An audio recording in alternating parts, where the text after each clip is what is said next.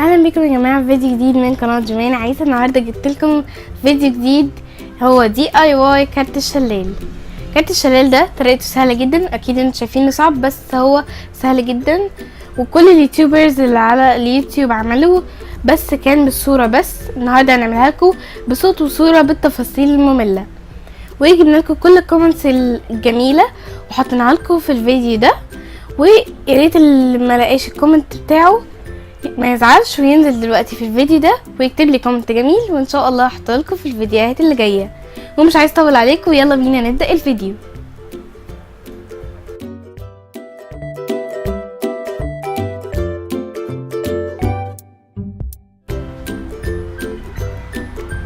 دلوقتي هنحتاج ورقه كانسون 7 سنتي في 30 سنتي، وكل الورق اللي انتوا عايزينه، المهم يكون كانسون، اي لون انتوا عاوزينه حطوه.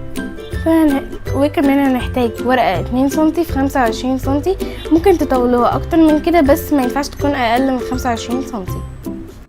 وكمان هنحتاج ورق نصيبين 2 سنتي في 17 سنتي، وهو ورق مقوم اهو، هو ده. وهنحتاج ورق مربع 7 سنتي في 7 سنتي، ممكن يكون كل الالوان اللي انت عايزينها. هنا اخترت اللون موف، اورنج واخضر اهو، وفي اللوب اهي اللي هتحط جوه المربعات نفس الالوان بس هنعكسهم مع بعض. هنحتاج المسطره ومقص وقلم رصاص، وطبعا اهم حاجه هو اللزق. ودي صوره مجمعه للادوات بتاعتنا.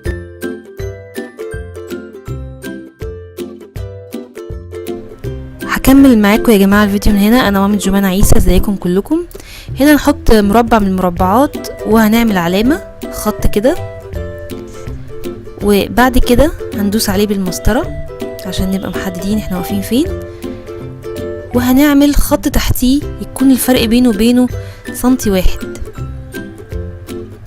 الخط اللي احنا هنعمله تحتيه مش هنتنيه، وبعد كده هنعمل 5 خطوط فوق الخط دوت، كل واحد الفرق بينه وبين التاني سنتي واحد، ودول اللي هيتنوا. انما اللي تحت الخط الاساسي اول واحد خالص عملناه، اللي تحتيه دوت احنا مش هنتنيه، ده اللي هنحط فيه الصمغ.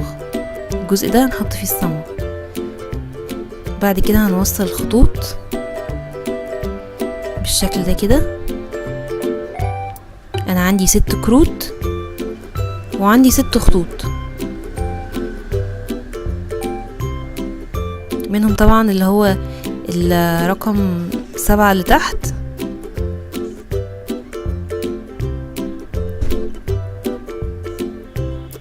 بعد كده هنتني الجزء الاول خالص، اول خط عملناه دوت، حتى ممكن تقلوا عليه والباقي يبقى خطوط خفيفة خالص عشان تعلموه. وهنتني اللي فوقيه، ال5 اللي فوقيه كلهم هيتنوا. نخلي بالنا واحنا بنتني انها تبقى مظبوطة، نحاول يعني على قد ما نقدر انها تبقى متساوية، وهكذا. ونضغط على التانية بتاعتنا واللي بعدها برضو نفس الكلام، واضغط بضوافري كده على التانية. طبعا احسن ان احنا نستخدم ورق كانسون، لان الورق الكانسون هيستحمل، انما اي ورق تاني هيبقى خفيف ويعني مش هتبقى حلوة. مش هعرف احرك الكروت بتاعتي الا لما يكون ورق كانسون زي كده، ورق تقيل.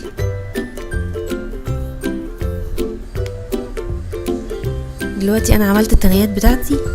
هجيب الكارت بتاعي اللي احنا عملناه دلوقتي، اللي احنا علمنا بيه، وهنحط الصمغ في المستطيل اللي هو بين الخط بتاعه دوت والخط اللي تحتيه.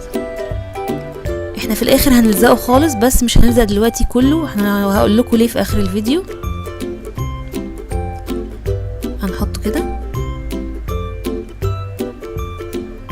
كده، لزقناه.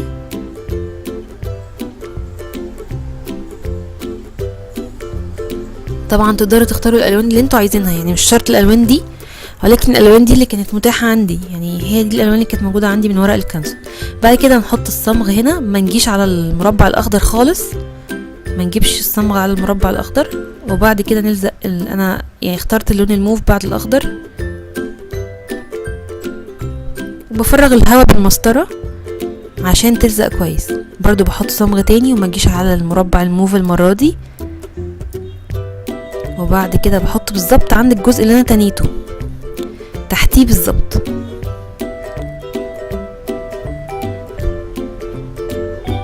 بعد كده بشوف ترتيب الالوان بتاعتي، بحط برضو صمغ ما تجيش على المربع الاورنج ده،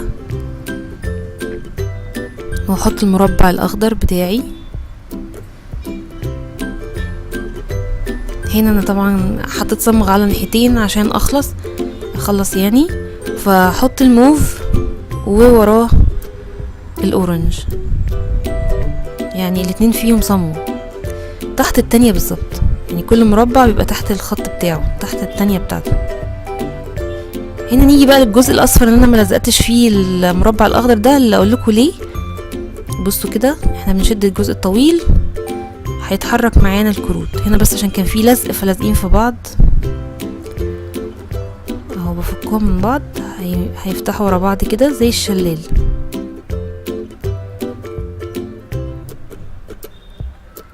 بالشكل ده كده. طبعا الورقه ضعيفه، فاحنا طبعا هنحط لها طبعا ورقه النصيبيان، وهنوريكم ازاي دلوقتي. المهم هنجيب دلوقتي الورقه اللي هي طولها 2 سنتي في 25 سنتي، وهنلزقها في الجزء الاصفر القصير اللي احنا لازقين عليه المربعات دي، ما بين المربع الاخضر الاولاني خالص وبين الورقه الصفراء هنلزق الورقه الطويله دي اللي هي 2 سنتي في 25 سنتي. بحط الصمغ هنا في الحته دي كده، ويستحسن ان انا انزلها لتحت في الطرف شويه متبقاش فوق. تمام هنا كده لزقتها. وبعد كده دلوقتي بقى اقدر ان انا الزق المربع الاخضر عليها عشان كمان تثبتها في مكانها. تمام هلف بقى الورقه بتاعتي الكارت بتاعي، وهقفل الورقه الطويله دي زي الحلقه، هقفلها زي الحلقه بالظبط، لكن مش هلزقها على الجزء الاصفر الطويل اللي تحتيه، لا انا هقفلهم زي الحلقه على بعض وهلزقهم هم على بعض، لكن مش هلزقها على الجزء الطويل المتحرك، والا الكارت بتاعي مش هيتحرك. زي ما انتم شايفين كده.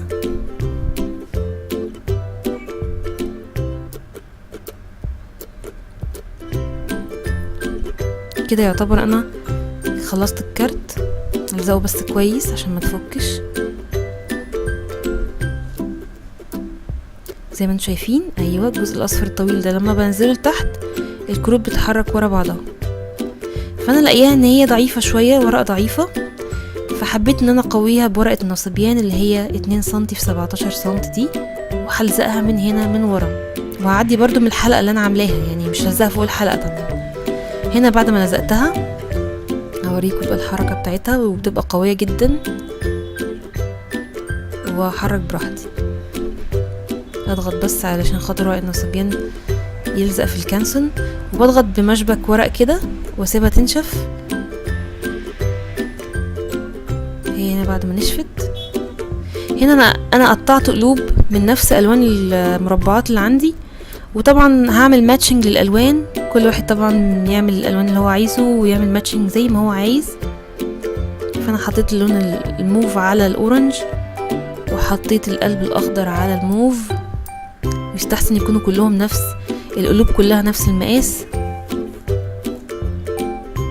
وبعد كده الاورنج على الاخضر، وهكذا.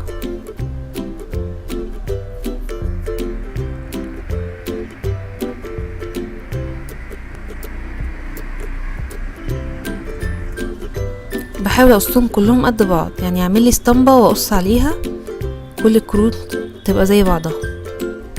ادي كده الكارت خلص اهو. وتقدروا طبعا تكتبوا هنا في الجزء دوت الرساله اللي انتوا عايزينها، سهل جدا.